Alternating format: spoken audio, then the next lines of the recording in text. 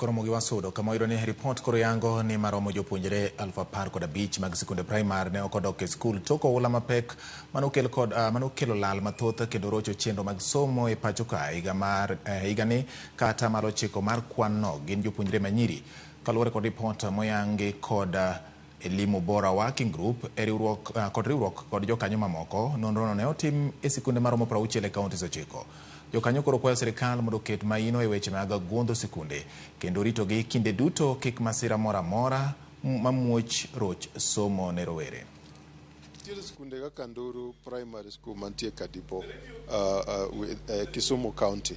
En school ma compound mare ok ni koro lach ahinya but en nikech na obedo attacked tiyudo ka thuolo nyicha pod en godo mang'eny, omiyo skunde moko adek mantie machiegni manonimo kabisa ma pi noimo obiro e skul kanyo. Koro gin skunde 4 e skul compound achiel.